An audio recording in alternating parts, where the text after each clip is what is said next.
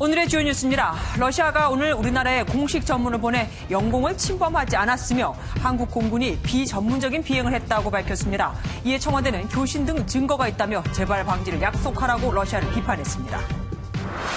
독도 영공 침범에 대한 경고 사격을 놓고 일본이 계속 항의하자 청와대가 자기 영토나 신경 써라고 맞받아쳤습니다. 미국은 러시아가 침공한 영공이 누구 것인지 확실히 밝히지 않는 모호한 태도를 보였습니다. 세계무역기구 WTO 일본 수출 규제 안건 논의가 오늘 밤에 열립니다. 정부는 논의 전 일본의 유감 입장을 전달하고 수출 규제 조치 철회를 촉구했습니다. 오늘 오전 쿠팡의 모든 상품이 품절로 떠 소비자가 주문할 수 없는 상태가 몇 시간 동안 계속됐습니다. 쿠팡 측은 기술적 문제로 인한 오류라며 시스템이 대부분 복구됐다고 밝혔습니다. 구급차를 훔쳐 질주하다 붙잡힌 유튜버에게 1심에서 집행유예가 선고됐습니다. 조회수를 올리려고 일탈 행위까지 하는 유튜버가 많아 유튜브 콘텐츠 규제를 강화해야 한다는 목소리가 높습니다. 오늘 밤부터 주말까지 다시 장맛비가 내리기 시작한다고 기상청이 예보했습니다. 중부지방을 중심으로 지역에 따라 400mm까지 많은 비가 내릴 것으로 보입니다.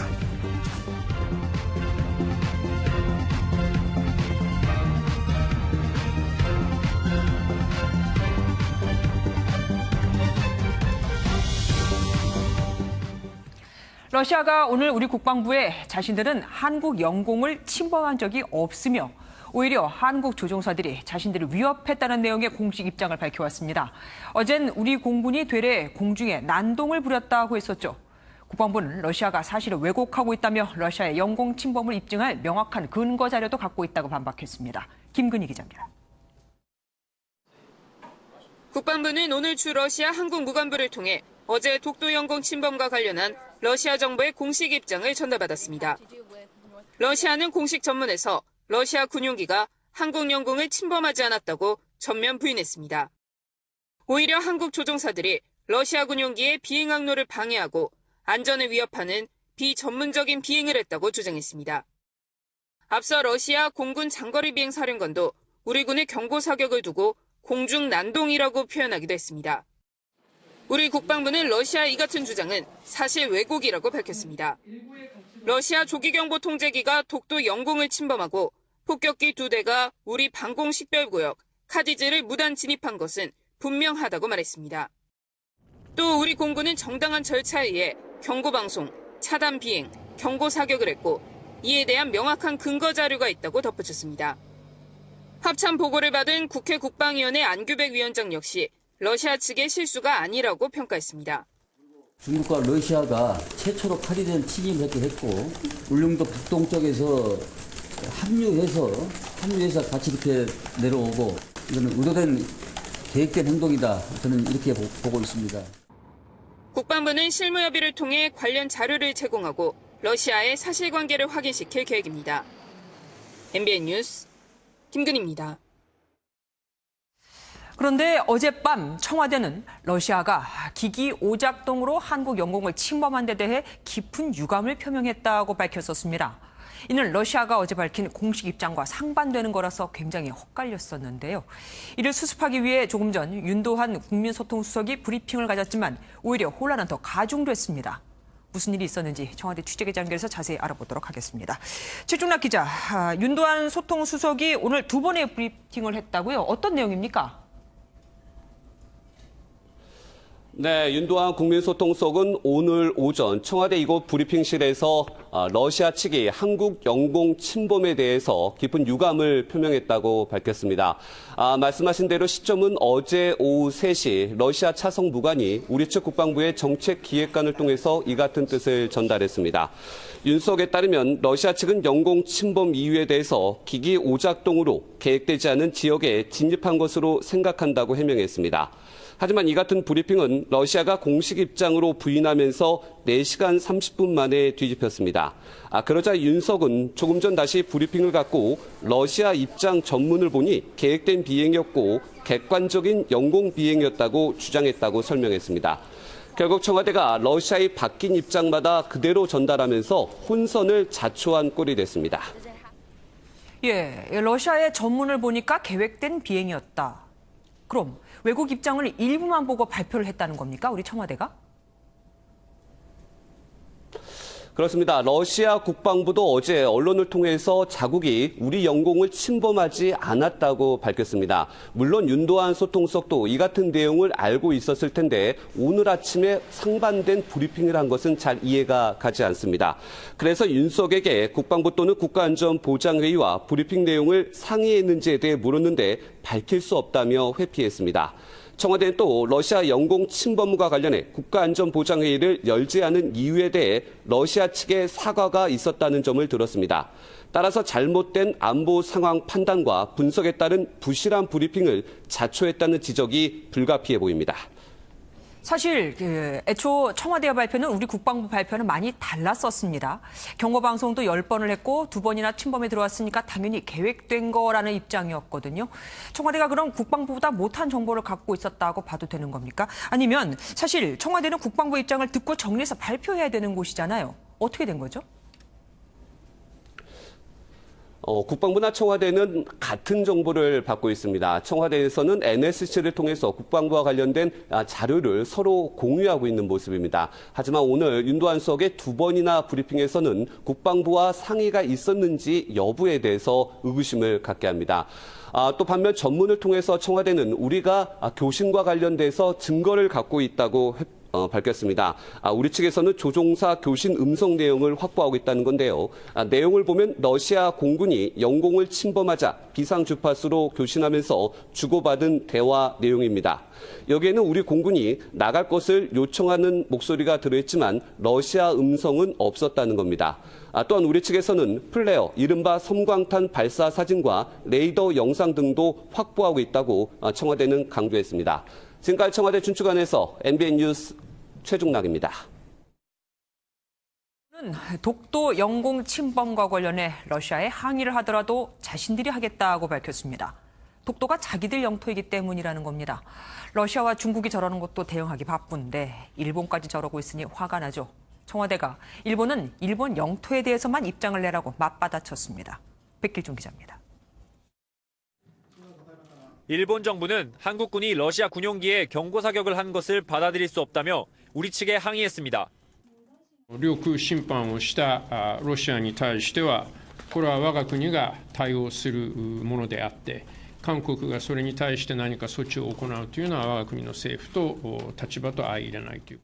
한국이 러시아 군용기에 경고 사격한 지역이 독도 영공인데 독도가 일본 영토라고 다시금 강조한 겁니다. 하지만 정작 러시아는 일본의 영공 침범과 관련한 해명도 내놓지 않아 일본을 머쓱하게 했습니다. 청와대는 일본 주장을 반박했습니다. 청와대 관계자는 일본은 자기 지역에 대한 부분을 갖고 입장을 냈으면 좋겠다며 우리 영공에 대한 부분은 우리가 답할 문제라고 반박했습니다. 국방부도 입장 발표문을 내고 우리 군의 대응은 우리 영공을 지킨 정당한 행위였다고 밝혔습니다. 일측의 주장은 일고의 가치도 없으며 독도는 역사적, 지리적, 국제법적으로 명백한 대한민국 영토이므로 이런 가운데 2020년 도쿄올림픽 공식 사이트에 독도를 다케시마라고 표기하는 등 일본은 이번 기회에 독도를 분쟁 지역화하는 것을 노리고 있다는 분석입니다. MBN 뉴스 백길종입니다. 한일 갈등이 영토 분쟁으로까지 번지는 상황에서 미국은 애매한 태도를 취하고 있습니다. 방한한 볼턴 미 국가안보보좌관은 한미가 긴밀히 협력하자는 언론적인 발언 말고는 특별한 언급을 안 했습니다. 심지어 미 국방부는 중러가 어느 나라 영공을 침범한 것인지 밝히지 않았고 이 사태에 대한 한일의 대응을 모두 지지한다고 언급했습니다. 우리 영공에 침입했는데 여기 일본이 왜 들어가는 거죠? 신동비 기자입니다. 한일 간 중재 역할이 주목받는 시점에 불거진 영공 침범 문제에 미국은 어정쩡한 태도를 보였습니다.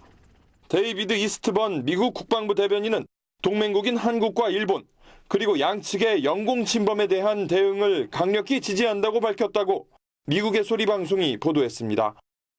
영공 앞에 한국인지 일본인지 특별히 언급하지 않은 데다 일본 자위대기 출격도 지지한 겁니다.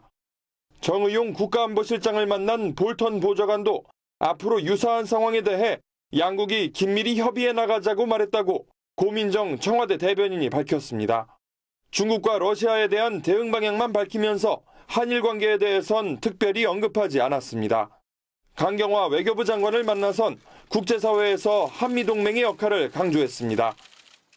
There are many challenges out there, some in this part of the world, some in other parts of the world, but I'm confident that ROK and U.S. will work very closely together to resolve them. 사실상 호르무즈 파병 협조를 요구한 걸로 해석되는데 강 장관은 이에 화답했습니다. Where tension is arising, especially on the Strait of Hormuz, and I think your leadership in trying to keep things stable in that region has been very much appreciated, and we're very fully supportive of that as well. 면담 이후 외교부는 한미일 공조의 중요성과 한일 관계의 대화를 통한 외교적 해법을 재차 강조해 볼턴 방안은 상황 개선보다는 악화 방지에 무게중심이 있었던 걸로 해석됩니다. MBN 뉴스 신웅입니다. 러시아 군용기의 우리 영공 침입을 계기로 과거 우리 민항기가 옛 소련 영공에 침입했다가, 아니 진입이죠, 격추됐던 사실이 재조명되고 있습니다. 우리는 민간 항공기임에도 자기네 영공에 들어왔다고 격추를 시켰는데 우리는 너무 착하다는 겁니다. 이동화 기자입니다. 1983년 9월 1일 미국 뉴욕발 서울행 대한항공 여객기는 새벽 3시쯤 일본 홋카이도 앞바다에서 연락이 끊겼습니다. 당시 소련 전투기의 미사일에 격추된 겁니다. 이 사고로 탑승자 269명 전원이 숨졌습니다. 소련 정부는 사건 발생 8일 만에 자국 영공을 침범한 칼기가 착륙 유도에 불응해 취한 불가피한 조치라고 발표했습니다. 당시 전투기를 운행했던 파일럿은 2013년 한 언론과의 인터뷰에서 칼기를 군 정찰기로 확신하고 격추했다고 주장했습니다.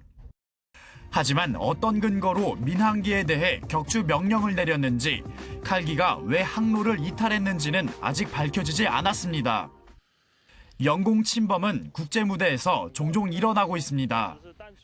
1983년 7월 미국 해군 함정이 이란 항공기를 전투기로 오인해 격추했고, 지난달 이란 혁명수비대는 미국의 군사용 드론을 자국 영공 침범 이유로 격추했습니다. 지난 3월엔 중국과 대만 사이에도 군사적 긴장감이 돌았습니다. 중국 전투기 4대가 대만 해협 중간선을 넘어 이 중 2대는 10분 동안 대만 영공에 머물다 돌아갔는데, 대만 국방부는 고의적 도발로 판단해 양안 관계가 경색됐습니다. MBN 뉴스 이동화입니다. 잠시 뒤 스위스 제네바에서 열리고 있는 세계무역기구 일반 이사회에 일본 수출 규제 안건이 올라갑니다. 애초 어제로 예정됐지만 앞선 안건들을 논의가 길어지면서 오늘로 넘어온 겁니다. 김민수 기자입니다. 일본 수출 규제 안건 상정을 앞두고 김승호 신통상질서 전략실장은 꼼꼼하게 대표단 연설을 준비하고 있습니다. 수출 규제 관련 안건을 상정한 우리 정부가 먼저 발언하고 일본이 반론에 나설 예정입니다.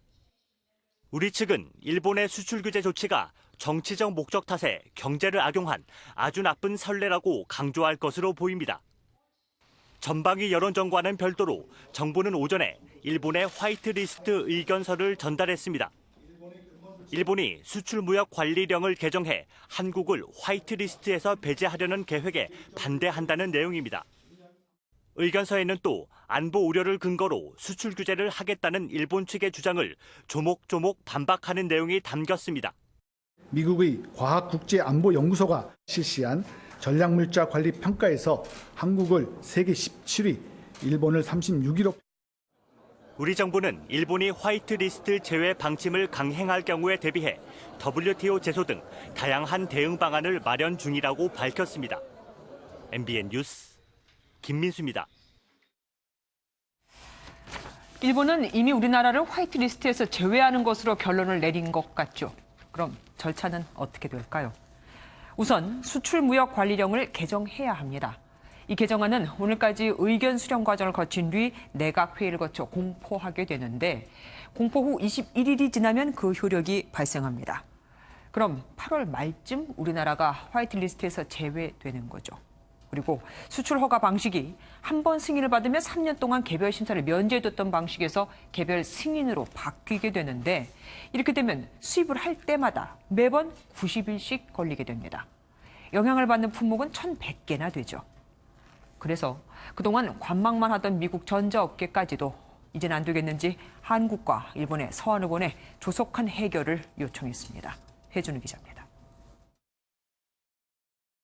일본 NHK가 일본 정부가 우리나라를 화이트리스트에서 제외할 방침이라고 보도했습니다. 그러자 일본 무역협회는 우리나라에 지적한 안보상 우려되는 특정 화물과 기술 등을 구체적으로 공개하라고 자국 정부에 요구했습니다. 사실상 안보에 위협이 된다는 일본 정부의 모호한 입장만으론 무역 실무를 처리하기 곤란하다고 밝힌 겁니다. 政府として、つまり個別のなんていうんでしょうね、カテゴリーといいますか、物質といいますか、のものがあるんであれば、で情報がある開示できるものなら開示してもらいたいと。 애플, 구글 등을 포함한 미국 전자업계도 한국과 일본 정부에 공개 서한을 보내 일본의 수출 규제에 우려를 표했습니다. 미국 반도체 산업협회 등 6개 단체는 불투명하고 일방적인 수출 규제 정책의 변화는 공급망 붕괴와 출하 지연 등으로 이어질 수 있다고 지적했습니다. 또한 이는 국제경제 전체에 심각한 악영향을 미칠 수 있다며 조속한 해결을 촉구했습니다. 수출 규제가 한일 양국은 물론 세계 경제에 타격을 입힐 거란 우려가 커지는 가운데 일본 정부의 결정에 관심이 집중되고 있습니다. MBN 뉴스 배준우입니다. 일본 수출 규제 보복 조치의 부당함을 알리기 위해 여야 국회의원으로 구성된 초당적 방미단이 3박 5일간의 일정으로 방미길에 올랐습니다. 방미단은 현지 시각으로 모레 한미일 의원회의에 참석해 일본 수출 규제의 부당성과 철회 필요성을 국제사회에 알릴 계획입니다. 일본 제품 불매 운동이 유통업계 전반으로 확산되고 있습니다. 택배 노조는 일본 브랜드인 유니클로를 배송하지 않겠다고 선언했고 일본 제품을 판매하지 않는 중소마트들도 빠르게 늘어 4,000곳을 돌파했습니다. 일본 차를 부수는 퍼포먼스까지 열렸습니다. 윤지원 기자입니다. 배송 거부라고 쓰인 유니클로 상자를 들고 있는 택배기사들. 온오프라인을 중심으로 일본 브랜드 유니클로에 대한 불매 운동이 확산하는 가운데 택배 노조가 동참에 나섰습니다. 유니클로라는 이제 업체에서 오래가지 않을 거다 이제 이런 망언을 이제 했는데 마침 이제 현장에서 이제 유니클로 상품을 배송하던 우리 조합원들 속에서는 우리가 이걸 꼭 배송을 해야 되느냐. 하루 만에 모두 900여 명의 택배기사가 인증사진 등을 통해 동참 의사를 밝혔는데 앞으로 택배 차량에 유니클로 배송 거부를 나타내는 스티커도 부착할 방침입니다. 다만 온라인을 달궜던 유니클로 양말 훼손 사진은 일본 제품 불매 운동과는 관련이 없는 단순 해프닝으로 드러났습니다. 중소규모 마트들은 이달 초부터 일본 제품을 매대에서 빼는 방식으로 불매 운동을 하고 있습니다. 이미 4,000곳 이상이 동참해 일본 제품을 아예 판매하지 않고 있습니다. 우리 같은 중소 자영업자들이라도 저희라도 확실한 의견을 좀 표시했으면 좋겠다 하는 그런. 대형마트 3사 노동자들은 매장 내 일본 제품 안내를 중단하겠다고 선언했습니다. 소비자에서 시작된 일본 제품 불매 운동이 유통업계 전반으로 확산하고 있습니다. MBN 뉴스 윤지원입니다. 민경욱 자유한국당 의원이 옛 일본 대사관 앞 평화의 소녀상 앞에서 1인 시위를 벌였습니다. 러시아 군용기의 독도 영공 침범에 대해 일본 정부가 자신들의 영공을 침범당했다고 주장하자 여기 항의한 건데요. 문재인 대통령에 대해서는 일본의 이런 행태에 아무 말도 하지 않는 게 바로 친일이라고 비난했습니다. 전정인 기자입니다. 민경욱 자유한국당 의원이 평화의 소녀상 옆에서 피켓을 들고 1인 시위를 하고 있습니다. 피켓에는 하와이는 미국 땅, 대마도는 몰라요, 독도는 우리 땅이라고 적혀 있습니다. 민 의원은 자신의 SNS에 이 사진과 함께 일본 정부가 러시아 군용기가 독도 영공을 침범한 것을 두고 자신들의 영공을 침해했다고 주장하는 것은 억지 주장이라는 글을 올렸습니다. 민 의원은 앞서 올린 글에서는 문재인 대통령의 아버지까지 거론하며 문 대통령을 친일파로 몰아세웠습니다. 선대인께서 친일파였다고 하던데 그래서야 되겠냐며 이번 사안에 대한 문 대통령의 대응을 문제 삼았습니다. 민 의원은 해당 글과 함께 문 대통령을 포함해 박원순 서울시장과 유시민 노무현 재단 이사장 등도 친일파의 후손이라는 주장이 담긴 사진도 게재했습니다. 청와대는 민 의원의 주장에 대해 대응할 가치를 느끼지 못한다고 밝혔습니다. MBN 뉴스 전정인입니다. 고유정 의붓 아들 사망 사건과 관련해 현 남편이 피의자 신분으로 조사를 받았습니다. 현 남편은 고유정이 아들을 살해했다고 주장하면서 어떻게 아이가 자다가 피를 흘리며 죽을 수 있느냐고 경찰이 고 씨의 입장만을 대변하고 있다고 주장했습니다. 김영현 기자입니다. 경찰서에 고유정의 현 남편이 홍모 씨가 들어섭니다. 지난 3월 발생한 4살배기 아들의 사망 사건을 두고 피의자 신분으로 경찰의 추가 조사를 받기 위해서입니다. 홍 씨는 아내인 고유정이 아들을 살해했다고 주장합니다. 피를 뿜으며 사망했을 경우에도 어떻게 자다가 그렇게 죽을 수가 있을지. 경찰의 부실 수사 의혹도 제기했습니다. 홍 씨는 고 씨가 아이를 죽였다는 정황이 있는데도 경찰은 고 씨의 입장만 대변하고 있다고 말했습니다. 부검 결과가 나오기 전에 이미 2달이 걸렸는데 그 사이에 이미 수사하셨어야죠. 당초 의붓 아들의 사망 원인은 질식사로 알려졌지만 경찰은 타살과 과실치사의 가능성을 열어두고 있습니다. 피의자 신분으로 전환이 안 되면 그 강제 수사가 될 수가 없어요. 가능성이 있어서 그냥 수사 대상자라는 떤 거고요. 경찰은 고유정과 현 남편의 조사 결과를 토대로 의붓 아들의 사망 원인을 밝힐 방침입니다. MBN 뉴스 김영현입니다. 고유정 씨 현 남편의 주장처럼 고 씨 의붓 아들 사망을 두고 일각에선 타살 의혹이 제기됐었죠. 하지만 경찰은 아이가 또래보다 왜소해서 어른 다리에 눌려 숨질 수도 있다고 보고 있습니다. 부실 수사 의혹도 일축했고요. 이현지 기자입니다. 지난 5월 1일 국립과학수사연구원은 고유정의 의붓 아들이 전신을 10분 이상 강하게 눌려 질식사했을 가능성이 높다는 정밀 부검 결과를 경찰에 전달했습니다. 경찰은 다양한 가능성을 열어두고 수사해왔다며 일각에서 제기한 부실 수사 논란을 일축했습니다. 수사 초기 현장에서 충분한 사진, 동영상 등을 증거자료 확보해서 수사 중에 있고요. 신중하고 세밀하게 수사 진행 중에 있습니다. 의붓 아들의 몸에서 발견된 붉고 작은 점은 질식사 시신에서 흔히 나타나는 흔적일 뿐이고 목 부분의 멍자국은 시신 피부에 생기는 반점인 시반이지 압박이나 폭행에 의한 멍이 아니라고 경찰은 설명했습니다. 목에 남은 긁힌 자국은 아이가 긁어서 생긴 건지 무언가에 눌려 생긴 상처인지를 수사하고 있다고도 말했습니다. 만 4살짜리 아이가 성인 남성 다리에 눌려 숨진 사례가 거의 없어 타살 가능성이 높다는 법의학 감정도 제기됐지만 경찰은 아이의 체격이 또래보다 왜소한 3살 수준이었다는 점을 고려해 타살과 과실치사 모두 염두에 두고 수사 중이라고 밝혔습니다. 경찰은 관련 수사가 거의 마무리됐다며 다음 달 초 사건을 검찰로 넘길 계획입니다. MBN 뉴스 이현재입니다.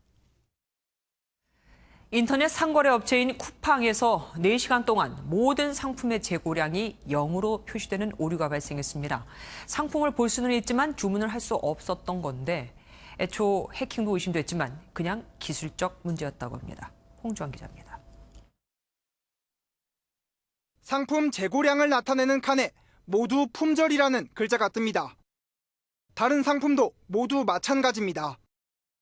오늘 아침 7시쯤부터 약 5시간 동안 쿠팡의 홈페이지와 모바일 앱에서 모든 상품이 품절로 인식되는 오류가 발생했습니다.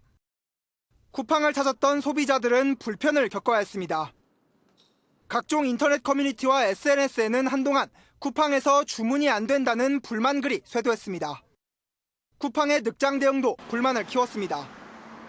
오류가 발생한 지 6시간이 지나서야 사과문을 발표한 데다 홈페이지에 오류 관련 공지문도 올리지 않았기 때문입니다. 고객들께 불편을 끼쳐드려서 저희가 죄송하게 저희 고객들이 원활하게 서비스를 이용할 수 있을 거라고 기대하고 오셨는데 쿠팡 측은 사고 원인에 대해선 기술적 문제였다고 설명했습니다. 재고 데이터베이스에 영향을 미치는 기술적 오류, 하드웨어적인 문제가 아니라 소프트웨어적인 문제다라고 이해를 해주시면 됩니다.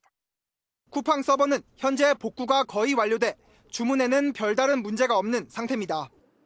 하지만 아직 일부 서비스에 오류의 영향이 남아있어 100% 정상화까지는 시간이 좀 더 걸릴 것으로 보입니다. 쿠팡은 지난해 11월에도 사용하던 아마존 웹서비스 장애로 서버가 다운된 적이 있습니다. MBN 뉴스 홍주환입니다. 술에 취해 시민들에게 벽돌을 집어던지며 난동을 부린 남성이 붙잡혔습니다. 자칫 큰 사고로 이어질 수 있었지만 남성은 술에 취해서 전혀 기억이 안 난다고 합니다. 서동균 기자가 단독 보도합니다. 한 남성이 술집 앞에서 누군가와 이야기를 나누더니 갑자기 사라집니다. 잠시 뒤 벽돌을 들고 나타난 이 남성은 앞에 있던 SUV 차량을 향해 벽돌을 내리칩니다. 분이 덜 풀렸는지 이번에는 부서진 벽돌 파편을 집어들어 던지기 시작합니다. 새벽 시간 서울 송파구의 한 거리에서 시민들에게 벽돌을 집어던진 50대 남성이 경찰에 붙잡혔습니다. 남성은 이곳에서 SUV 차량에 벽돌을 던진 뒤 손님들로 붐비던 인근 가게에도 돌을 던졌습니다. 남성은 맥주병도 던지며 위협했는데 다행히 주변 시민들이 직접 맞진 않아 인명피해로 이어지진 않았습니다. 경찰 조사에서 이 남성은 범행 사실에 대해 술에 취해 전혀 기억이 나지 않는다고 진술했습니다. 음주운전은 가중처벌을 하는데 음주 저지른 범죄를 감경한다는 것은 어떻게 보면 모순적이거든요. 억지로 술을 마신 경우가 아니면 경찰은 벽돌을 집어던진 남성을 특수폭행과 특수재물손괴 혐의로 입건했습니다. MBN 뉴스 서동균입니다. 신림동 강간미수 사건 등 여성 대상 범주가 잇따르는 가운데 이번에는 여성을 뒤따라 집까지 들어가 성범죄를 저지르던 사건이 발생했습니다. 집에 들어갈 때 갑자기 나타나 밀치고 들어오니 어떻게 막을 길도 없었습니다. 김모미 기자가 단독 보도합니다.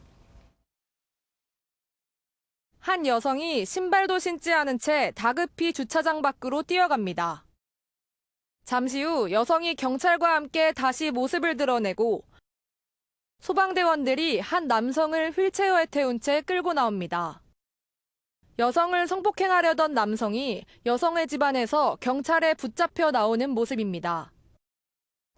남성은 이 골목길을 따라 피해 여성의 뒤를 쫓아 건물 안으로 들어갔습니다. 20대인 이 남성은 피해 여성이 자신의 집 출입문을 열 때 밀치고 함께 들어가 성폭행을 시도했습니다. 하지만 피해 여성이 술 한잔하자며 남성을 안심시켰고 이후 감시가 소홀해진 틈을 타 탈출에 성공한 겁니다. 경찰이 출동하자 남성은 여성의 집안에서 자해소동을 했지만 결국 체포됐습니다. 경찰이 와가지고 문 뚫고 들어 잡았어요. 내처럼 까고 공방에 나뉘었어요. 어디에 가가지고. 성폭행을 시도했던 남성은 생명에는 지장이 없지만 현재 병원 중환자실에 입원 중인 것으로 알려졌습니다.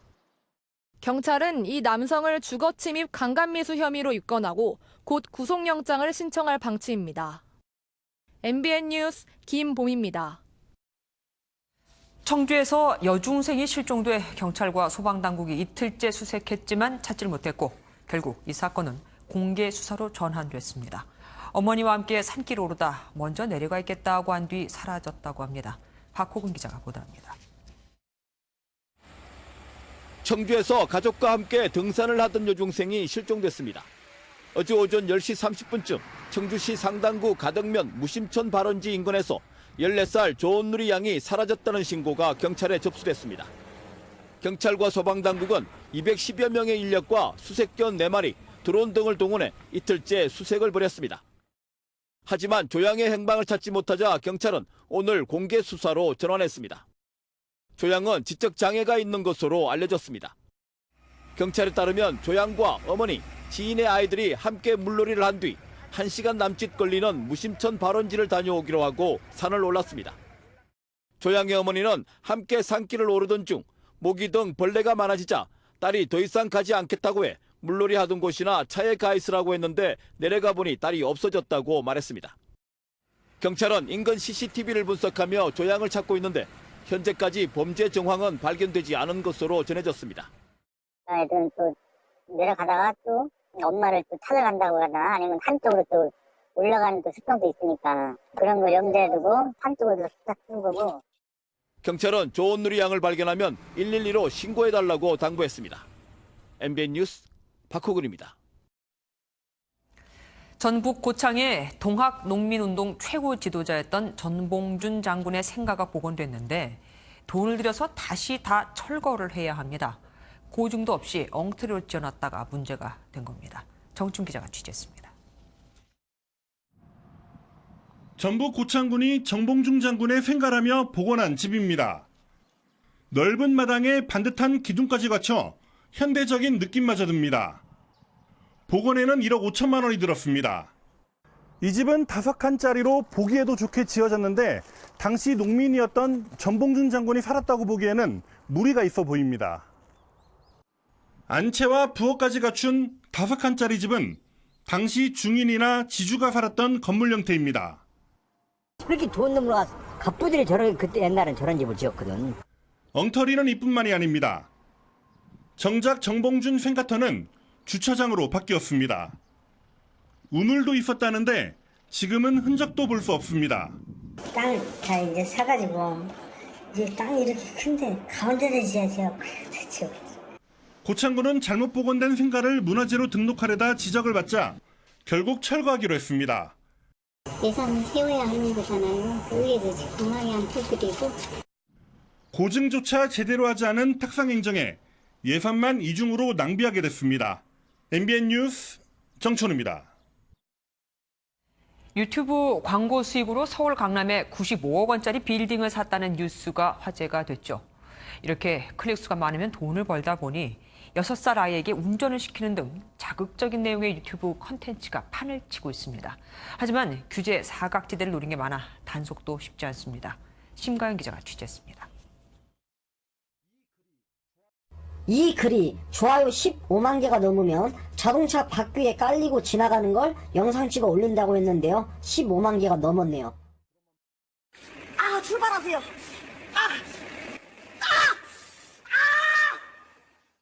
시청자들과의 약속을 지키겠다며 자동차 밑에 자신의 다리를 가져다 대는 유튜버의 아찔한 모습입니다. 최근 구급차를 훔쳐 달아났다 재판에 넘겨진 또 다른 유튜버는 집행유예를 선고받는 등 유튜버들의 돈 없는 일탈 행위가 논란을 부르고 있습니다.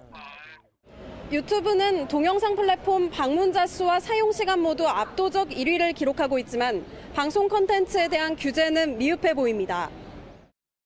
유튜버들이 자극적 콘텐츠 경쟁에 나서는 건 수익 구조 때문입니다. 누적 시청자 수와 방송 시간을 토대로 광고 수익이 책정되는데 구독자 수가 100만이 넘을 경우 월 평균 수입은 약 3천만 원에 달합니다. 실제 광고 수익으로 강남의 95억 상당 고가 건물을 산 한 유튜버도 6살 딸아이에게 자동차를 운전하게 하는 등의 자극적인 영상을 올려 논란을 빚기도 했습니다.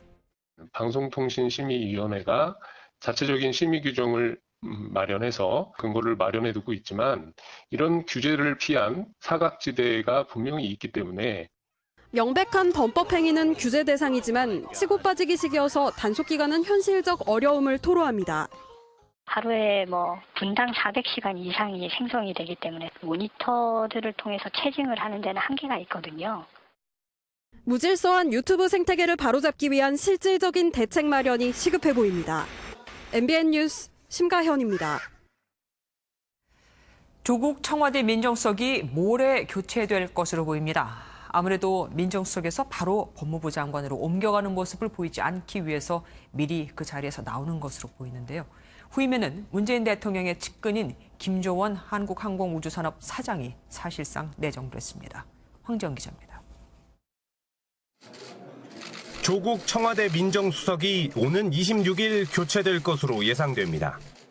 청와대 고위 관계자는 후임자에 대한 검증이 마무리 단계인 만큼 청와대가 26일 수석 인사를 발표할 가능성이 크다고 밝혔습니다.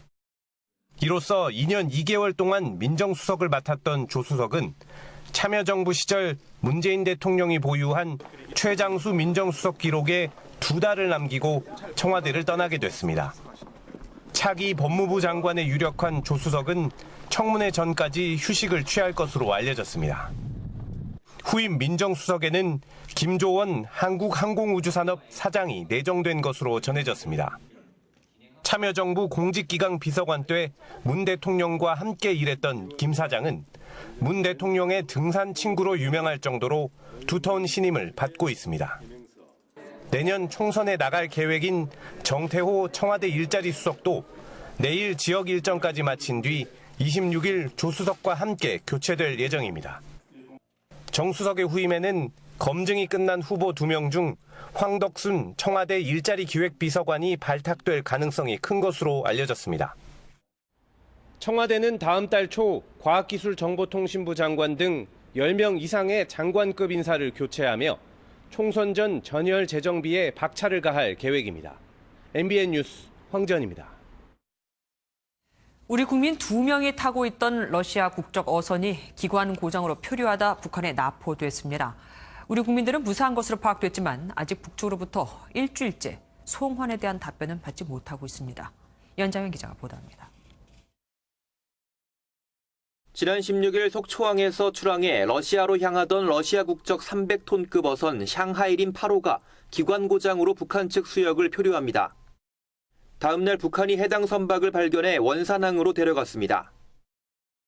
홍계잡이 어선인 이 배에는 우리 국민 2명과 러시아 선원 15명이 타고 있던 것으로 확인됐습니다.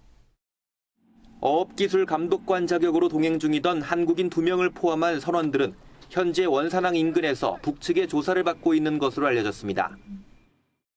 통일부 관계자는 러시아 외교당국을 통해 우리 국민은 안전한 상태임을 전달받았고 상황을 가족들과 공유 중이라고 밝혔습니다. 사건 발생 직후 통일부는 매일 남북연락사무소를 통해 우리 국민의 신변 안전을 확인하고 송환을 요청하고 있는 것으로 전해졌습니다. 하지만 북측은 일주일째 송환 관련 별다른 답변을 내놓지 않고 있습니다. 통일부 당국자는 러시아 외교당국과 협조 중이며 북러 간 조사 상황 등 관련 내용을 전달받고 있다고 설명했습니다. MBN 뉴스 연장현입니다.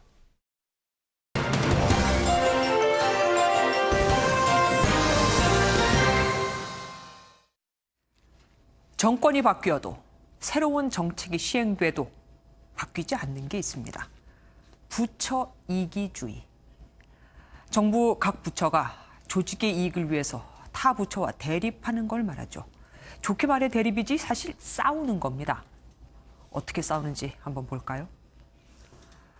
세계 4대 제조 강국으로 도약하겠다며 현 정부가 역점을 두고 추진 중인 스마트 산업단지 조성 사업은 무려 3천억 원이 넘는 엄청난 예산을 확보하고도 시작도 못했습니다. 산업통상자원부와 중소벤처기업부가 주도권 싸움을 벌이고 있기 때문인데 스마트 공장 보급과 확산 등 인프라는 중기부가, AI나 사물인터넷 같은 기술 개발은 산업부가 담당하면서 서로 자기 방식, 자기 부처에 유리한 방향으로 진행하려다 보니 이렇게 된 겁니다.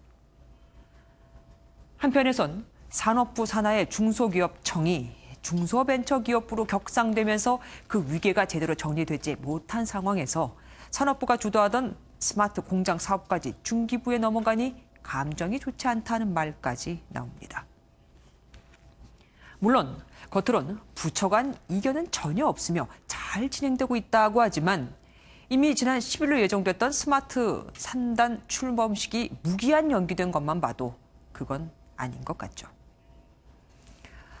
또 케이블과 IPTV 같은 유료 방송 시장 점유율을 규제하는 유료 방송 합산 규제는 과학기술정보통신부와 방송통신위원회가 대립을 하고 있고 소비자가 의료기관을 거치지 않고 직접 유전자 검사를 의뢰할 수 있는 DTC 사업도 보건복지부와 산업통상자원부가 서로 내탓만 하며 시작을 못하고 있습니다. 오죽하면 지난 5월 복지부와 문체부가 게임 중독 기준을 두고 갈등만 하자 국무조정실이 조율에 나서겠다고 했을까요? 미국과 독일 등 선진국은 정책 추진에 있어 부처 간 이기주의를 떨치고 협업을 하는 게 기본이라고 하는데 이런 우리도 선진국이라고 할 수 있을까요? 공무원은 나라를 위해, 국민을 위해 일하는 사람들입니다. 자기 부처를 위해서 일하는 게 아니고요. 그것이 그들의 존재 이유라는 이 상식적인 말을 또 해야 하는 상황이 답답할 뿐입니다. 뉴스 초점이었습니다.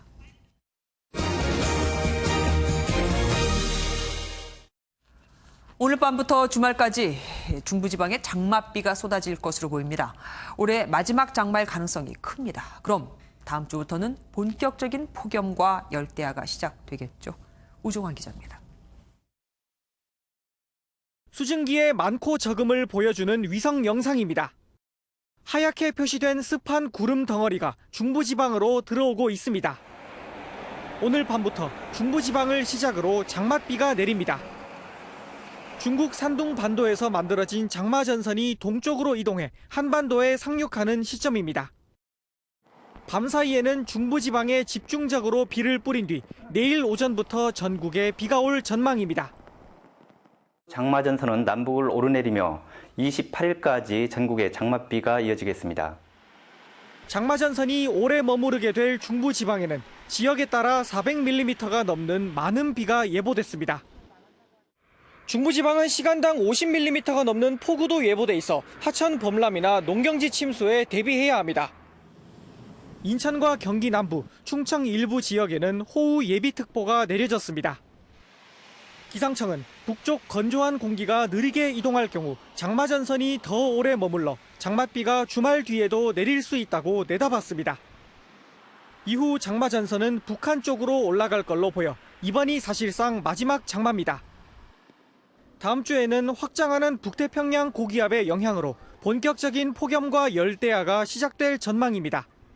MBN 뉴스 우종환입니다. 사계절 중 짐작하시다시피 여름철에 가장 몰카 범죄가 많다는 걸 아십니까?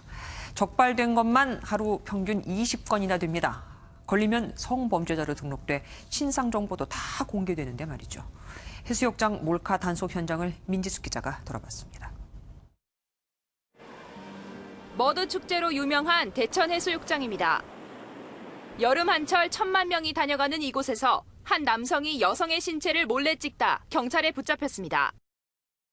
화가 나죠. 저희 와이프도 당할 수 있다는 그런 생각을 하면은 사람들이 많이 오다 보니까 제가 찍히는지도 잘 모르잖아요. 신경이 많이 쓰이기는 해요. 불법 촬영 범죄의 3분의 1은 여름 휴가철에 집중돼 하루 평균 20건에 달합니다. 시민들의 불안을 덜기 위해 정부와 경찰이 집중 단속에 나섰습니다. 촬영 중인 카메라에 전자파를 탐지하면 이렇게 빨간불이 들어와 불법 촬영 여부를 확인할 수 있습니다. 샤워장에 라카룸 등에 위에 그 수건이 이상하게 놓여 있거나 뭐 물통 같은 게 이상하게 있으면은 그런 쪽을 의심해 봐야 됩니다. 불법 촬영은 5년 이하의 징역 또는 벌금형에 처하며 성범죄자로 등록돼 신상 정보가 공개될 수 있습니다. MBN 뉴스 민지숙입니다. 법원의 판단으로 수년간 화학적 거세, 그러니까 성욕을 억제하는 약물 치료를 받아온 성범죄자 2명이 치료 종료를 앞두고 치료를 더 해달라고 요청했습니다. 치료를 중단하면 혹시 다시 범죄를 저지를까 우려해서인데 법무부는 일단 법적으로 불가하다는 입장입니다. 개인 돈으로 따로 하자니 연 500만 원이나 들고 고민입니다. 조경진 기자입니다. 온 국민을 충격과 분노에 떨게 한 조두순 사건 등 아동 성폭행 사건이 잇따르자 2010년 화학적 거세 논의는 급물살을 탔습니다. 이 화학적인 거세를 통해 가지고 이 성욕을 없애는 그러한 방안도 제도적으로 좀 추진해 볼 가치가 충분히 있지 않나 그렇게 생각을 합니다. 이미 미국과 독일 등 유럽 일부 국가에서 시작된 화학적 거세는 이듬해 7월 우리나라에도 도입됐습니다. 보통 성도착증이 있는 성범죄자에게 적용되는데 현재까지 41명이 성충동을 억제하는 약물 치료를 받았습니다. 그런데 오는 10월이면 치료가 종료되는 성범죄자 2명이 최근 자진해 법무부에 치료 연장을 요청했습니다. 준강제추행죄를 저지른 30대 남성과 지하철에서 다른 승객의 몸을 더듬다 징역 1년과 약물치료 3년을 명령받은 50대 남성입니다. 치료를 중단하면 성욕이 회복될 가능성이 있지만 법무부는 판결에 의해 치료 기간이 정해진 만큼 연장할 수는 없다고 선을 그었습니다. 의료계에서는 오히려 장기간 치료에 대한 부작용을 더 우려합니다.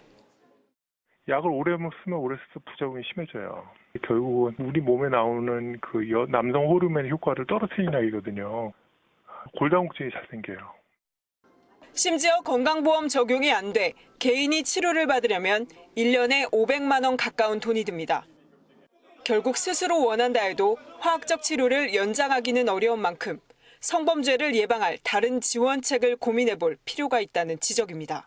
MBN 뉴스 조경진입니다. 전통시장이 대형마트와 온라인에 빼앗긴 소비자의 발길을 돌리기 위해 가격 표시제를 도입했습니다. 부르는 게 값이라는 오명을 벗고 시장 특유의 흥정으로 애누리까지 더해 소비자들의 마음을 잡으려는 겁니다. 이상주 기자입니다. 과거 생계를 위한 터전에서 시작한 전통시장은 마을의 중심 역할을 하며 전성기를 누렸습니다. 매출액이 처음 조사된 2005년 30조 원에 가까울 정도였지만 10년 사이 5조 원 이상 줄어들며 활기를 잃어가고 있습니다. 대형마트와 온라인의 등장으로 경쟁력을 잃어가는 전통시장이 가격 표시제로 고객과의 신뢰 쌓기에 나섰습니다. 가격이 표시되면서 고객들도 흥정이나 이런 거 부담 없이 전통시장에 올 수 있도록 한 그 효과가 있어 고객에 대한 서비스 제공이다 그런 차원에서. 한때 가격 표시에 거부감을 보이던 점포들도 소비자의 요구에 동참했습니다. 젊은 사람들이 좀 가기에는 좀 시장이란 공간이 좀 부담스러운 곳이긴 해요. 정확하게 가격을 딱딱 명시를 해놓고 가격 보시고 이렇게 부담 없이 주문하시는 것. 가격에 막연한 불신을 갖고 있던 소비자들은 시장의 변화가 반갑습니다. 상점들마다 이렇게 가격표를 붙이고 이렇게 판매를 하다 보니까 이제 물가나 이런 거를 저희가 참고할 수 있게 되고 이제 돌아다니면서 이제 저렴한 데나 이런 데를 좀 둘러보고 찾을 수 있어서 그게 참 좋은 점인 것 같아요. 전통시장은 가격 표시제에 이어 주차와 배달 서비스, 지역 특산화와 청결 등으로 소비자들의 마음 잡기에 나설 예정입니다. 사실 말을 잘 하시고 이러면은 저희들께서 도움을 좀 많이 줍니다. 망원시장 많이 좀 찾아주십시오. MBN 뉴스 이상주입니다. 영국판 트럼프, 괴짜로 불리는 보리스 존슨이 영국을 이끌 77대 총리에 올랐습니다. 잠시 후 엘리자베스 여왕을 아련하고 정식 취임을 하게 되는데 영국에서는 걱정 반, 기대 반입니다. 노딜 브렉시트도 밀어붙이겠다는 사람이니까요. 구경호 기자입니다. 이변은 없었습니다. 영국의 차기 총리는 금발의 더벅머리가 인상적인 보리스 존슨이 차지했습니다. Even like some slumbering giant, we are going to rise and ping off the guy ropes of self-doubt and negativity. Every household, we are going to unite this amazing country and we are going to take it forward. I thank you. 존슨 신임 총리는 명문 이튼 스쿨과 옥스퍼드대를 나와 영국의 유력 일간지 더 타임스 기자와 하원 의원, 런던 시장, 외무장관 등 엘리트 코스를 두루 거쳤습니다. 하지만 이딴 기행으로 문제적 인물로도 평가받습니다. 기자 시절인 1994년에는 조작 기사를 작성해 해임됐고 두 차례 이혼과 불륜 의혹 등 공직자로서 적절치 않다는 비난을 받아왔습니다. 별명이 리틀 트럼프일 정도로 자국 우선주의와 인종차별주의적인 막말로 구설에 오른 게 한두 번이 아닙니다. Now of things that I've said that have been one way or another through what alchemy I do not know somehow misconstrued. 반면 2008년 런던 시장에 취임해서는 8년간 시를 안정적으로 운영했다는 평가도 받습니다. 가장 큰 당면 과제는 유럽연합 탈퇴, 브렉시트를 마무리하는 일입니다. 대표적인 강경파로 꼽히는 존슨은 브렉시트 시한인 10월 31일까지 무조건 EU를 탈퇴하겠다고 밝힌 데 이어 합의 없는 노딜 브렉시트도 불사하겠다는 입장입니다. 여타 유럽 국가들과 적잖은 갈등이 예상되는 가운데 새 내각 구성에서도 EU 잔류파는 철저히 배제될 전망입니다. MBN 뉴스 구경호입니다. 중부와 전북 지역을 중심으로 이어지는 장맛비는 내일 전국으로 확대됩니다. 이번 장맛비는 중부지방을 중심으로 많은 비가 예상되는데요. 비는 일요일 오전까지 길게 이어지겠습니다. 사실상 이번 비가 올해 마지막 장맛비가 될 것으로 예상하고 있습니다. 경기 남부와 영서 남부, 충청 북부에는 400mm 이상의 많은 비가 쏟아지겠고요. 그 밖에 중서부 지역에도 100에서 250mm, 강원 영동과 경북 북부에는 10에서 70, 그 밖에 남부지방은 5에서 40mm가량으로 남부지방에는 양이 많지 않겠습니다. 장마전선이 걸쳐있는 중부지방을 중심으로는 시간당 50에서 70mm 이상의 비가 쏟아지겠고요. 돌풍과 벼락도 동반되겠습니다. 대부분 강한 비는 새벽부터 오전 사이 집중되겠습니다. 내일 중부지방 강한 비가 오는 곳이 있어 주의가 필요하겠습니다. 남부지방 내일 낮에 장맛비가 내리기 시작해 밤에는 대부분 그치겠습니다. 내일 대구의 한낮 기온 33도를 가리키겠습니다. 동해안 지역을 따라서는 열대야가 나타나는 곳이 있겠습니다. 강릉의 아침 최저기온 27도, 속초 25도가 예상됩니다. 사나흘간 장맛비가 길게 이어질 것으로 보여서 피해가 없도록 주의가 필요하겠습니다. 날씨였습니다. 뉴스팔이 선정한 이한장의 사진입니다. 일본이 도쿄올림픽, 패럴림픽 조직위원회 공식 사이트에 성화봉송 경로를 표기하면서 자국 지도에 독도까지 표기를 해놨습니다. 지난 2018년 평창올림픽 때는 올림픽 정신에 반한다는 일본의 항의를 받아들여 독도를 우리는 한반도에서 삭제해 주었었는데 일본은 이번에 우리 외교부의 항의에도 꿈쩍도 안 하고 있는 겁니다. 심지어 동해도 일본해라고 적어놨죠. 정말 기회만 되면 시작되는 일본의 도발. 누군가 막을 수 있는 답을 준다면 그 어떤 사례라도 하고 싶은 심정입니다.